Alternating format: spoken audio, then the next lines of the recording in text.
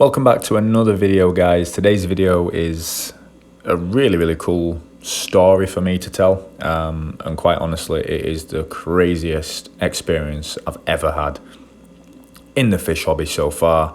As many of you know, I was quarantining a fish in this little net a few weeks ago that I was planning on moving to the 55 gallon. So this video is going to cover that move and everything that happened after.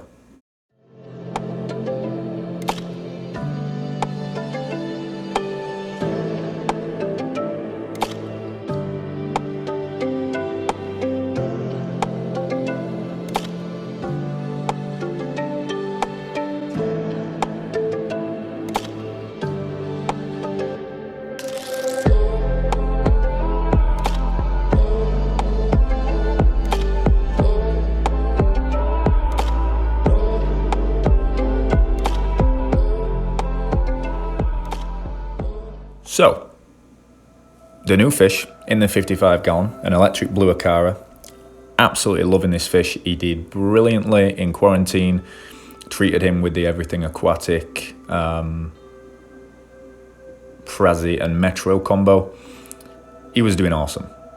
He's probably been in here at this point maybe 2 or 3 days. And as you can see, his fins are looking great. He's doing great. Nobody's bugging him. And overall, I'm thinking, job's done. Bubba's not even bothering him.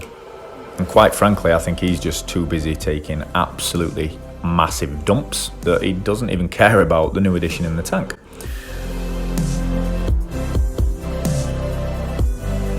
Four or 5 days later, don't you eat that. Oh, there we go. All right, he didn't eat it. I really thought he was gonna eat. No. Why? Why would you do that? I feed you good food and you're sifting through crap. Come on, man. Love that Severum though. So anyway, back onto the story. The Blue Acara has been doing great. 4 or 5 days now. Absolutely nothing. No concerning behaviour. He's eating. And that then changed. Basically, I was working one day in the basement room next door, because I'm currently working from home, and I heard a little bit of commotion. Didn't think anything to it, carried on working, came back hours later. I swear it was hours later. This cobweb and whatever else is in this, I then found around the Blue Acara. The Blue Acara had somehow jumped out of the tank, made his way around the tank, was completely wrapped in this. At this point, I thought he was an absolute goner. Again, this is basically where I work. You can see my work laptop there. Heard some commotion, thought nothing of it. Hours later, absolutely hours later, I come in and I find him on the floor. He somehow jumped, and that's why I've got these towels here now when I've actually rigged up some more lidding. Somehow he'd managed to jump out of the tank and presumably get through, I'm thinking maybe that part there, because that new part weren't on there. I think he's jumped out of there. I don't know who was chasing him or who knows why he did what he did. But anyway, jumps out of there. Bearing in mind this tank is at least 4.5 foot tall. He's fallen all the way down the back onto the floor. From there, I'm guessing he's wriggled his way around, and I found him right there. I took the whole tank apart, all the decorations up. I just could not find him, and that's where I saw him, covered in cobwebs. And to me, he felt dry.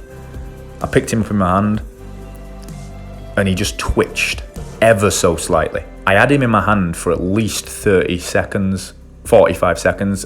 I just thought he was dead. I was absolutely gutted. Then he twitched. I quickly got this container, siphoned some water into the container, went and grabbed my trusty Aquarium Co-op USB air pump that you see here. Again, this is not a plug, true story, guys. I swear on my life, it was wild. Went and grabbed that, plugged it in to that electrical strip there, ran some Aquarium Co-op tubing, again, not a free plug, to that air stone, popped the air stone in there, and I literally held him in my hand at the top of the water to try and get as much oxygen through his gills as humanly possible. I had him like that for about 5 or 10 minutes, and then he started just being able to keep upright on his own and was just kind of chilling there.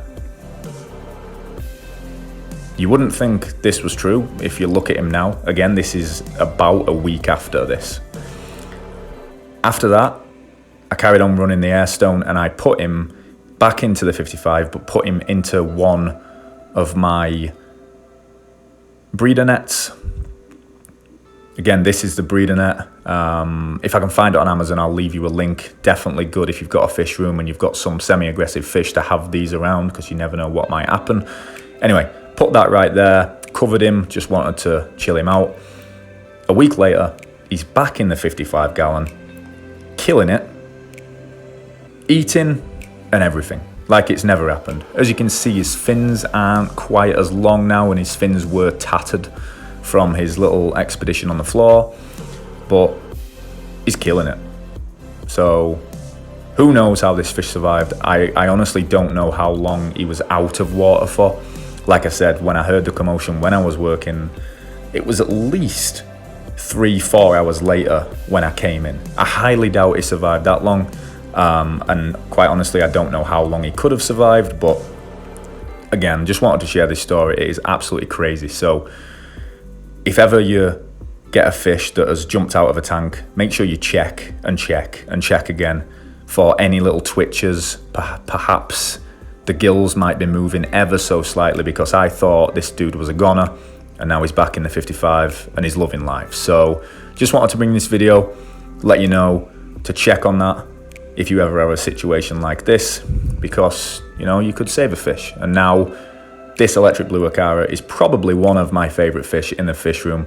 Absolutely love him, and I'm looking forward to having him hopefully for a number of years and watching him grow to as big as he can possibly go to. So just a little video for you guys. Hope you've enjoyed that story. Again, craziest thing I've ever experienced as a fish keeper. So I appreciate you all watching. If you've liked this video, you've liked this story, please leave this video a like, comment down below what your craziest fish keeping story is, and we'll see you on the next one. Thanks for watching, and long live this little Electric Blue Acara.